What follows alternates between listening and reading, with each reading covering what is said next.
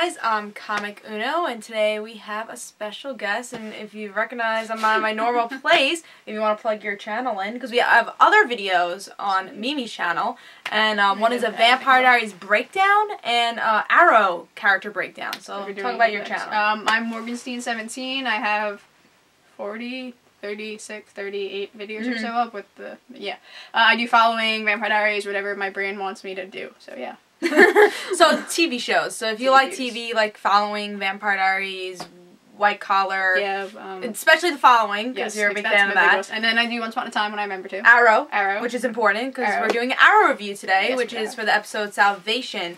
Now in this episode we get to see a couple of flashbacks, right? Yeah, I love their transition cuts. We had a couple of the island ones where we got to see Asian dude. The Asian dude, that's what I call Yao Fing. The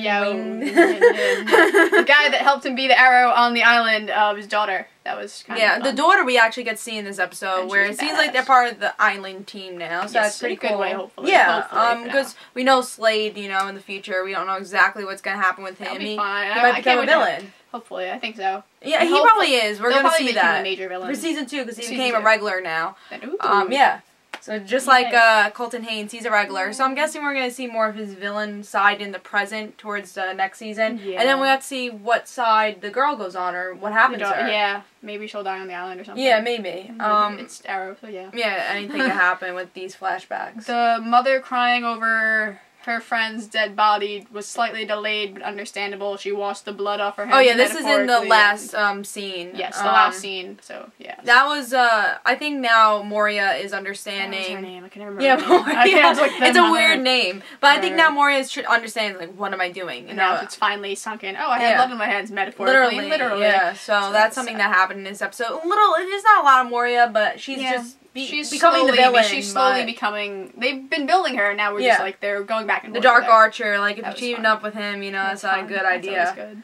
We get to see mostly a Roy episode, which was really great. I think we get to see Colton really I'm shine happy in we this. finally seen Colton more. We get to see Roy like really shine. Honestly, we get to see the Roy-ness of this episode. Which is good. I liked him. I love him and Thea, as a lot of people seem to do, and I really don't like that theory of her dying. Yeah, a lot of people, I've mentioned this on my show before, a lot of people think that Thea's gonna die, and then that's how Roy becomes Speedy, but honestly I would like to see Roy as Arsenal and Thea just grow up a little, I guess, because I feel Thea needs to grow. She needs to grow.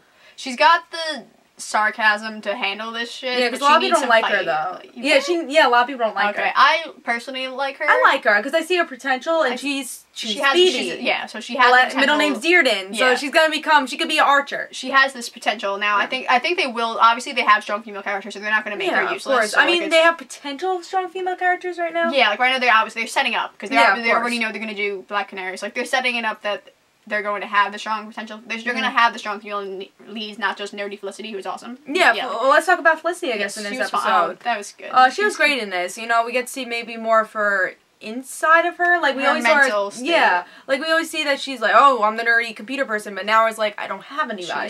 She's not. It was an unnecessary moment of her saying I shouldn't date, I guess. It was but then Ollie maybe saying I shouldn't just be business with these people. I need to be family. He's realizing he can't just be the guy that goes and shoots people and they help him shoot people. Yeah, it's more of like, all right, now we're friends, and I think that's developing. And I was actually complaining about that before we watched the episode. I was like, you know, I want to see them as a family and friends, and not just them being this Arrow team. It's not just Felicity and Diggle being friends. Now they're all kind of like, it's obviously he's got a thing with Diggle because that was his bodyguard, but now he's kind of realizing, oh, Felicity's part of my team too, and she's not just my awesome IT chick. She's actually here. She's not just my nerd. She's my nerd that is my friend.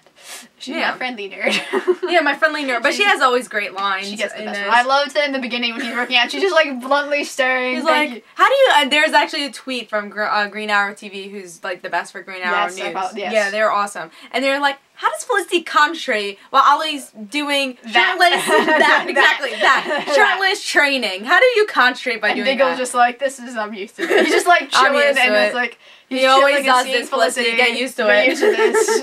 have fun. I think she is used to it, but she's used to it, but you can't you have to stop and appreciate it once in a while, and that was worth it. Just that was worth it. That was a fun shot though, because it was like it was what was it? It wasn't a bird's. Bird's eye was going this way, so it was an ant.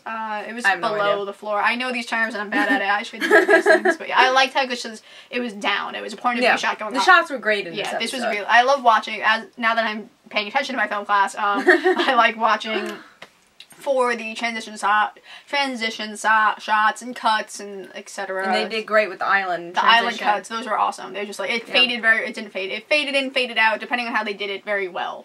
It was abrupt in a good way. It wasn't unsettling for the eye.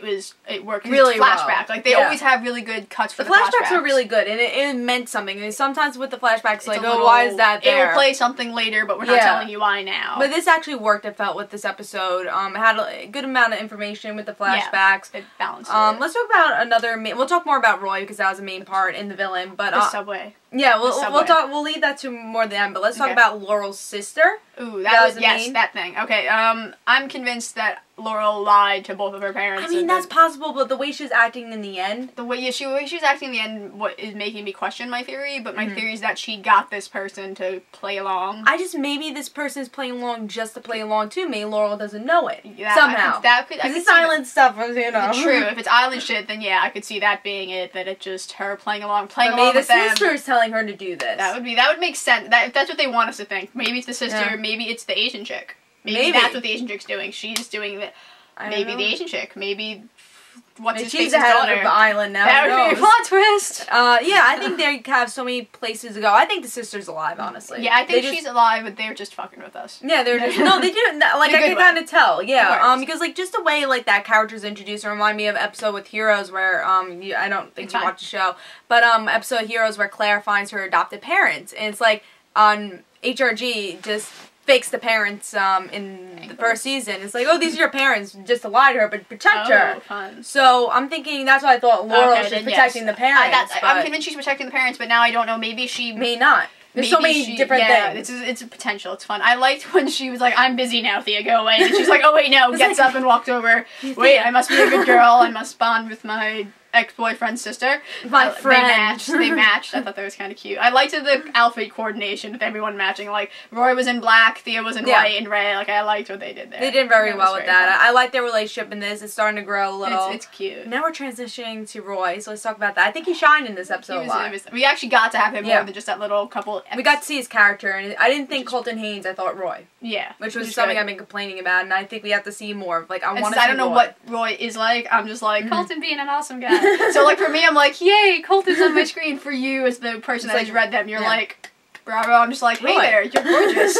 She's all like, hey, awesome you're gorgeous, but you're also Roy. Yes, so that works out. But we get to see that, and I think the villain was actually really good. I think that's been a problem with this show. I think all of the villains are good for standalone episodes, but as a whole, they're not all remembered. They're working for their episodes, but then it's like the Firefly bug dude. Like he sucked. He was really weak. It was an awesome episode, but the villain himself was like great acting. Like I thought the effects were awesome. But and I thought Stephen Amell did better acting because that's been a complaint of mine. Sometimes he's progressively getting more. I think it's also because they're making him go back and forth between being open and then regressing. Yeah, and I think when like last episode where it was closed, it sucked. But now that he's open, like it's getting better. So it's kind of like it's his internal. He's not on the island. He's not on the island anymore. That was very cute. Yeah, that was a very good moment with Laurel and Oliver. But her doing this to him. Yeah, no, that should have been a hug. That should have been a hey instead of a no. Good job. Hair flip. Exactly. It's like I have Tommy, but it's like a friendship hug. Yeah, I would rather. I would prefer a romantic hug, but be a friendship hug because there are different hugs, people. Yeah. But yes, so that would have been nice. The shoulder pad with Felicity, I was like, it's a shoulder pad thing. No, I understood that because she was sitting. But it's like this is like I'm friends. Yeah, I understand that, but I just like.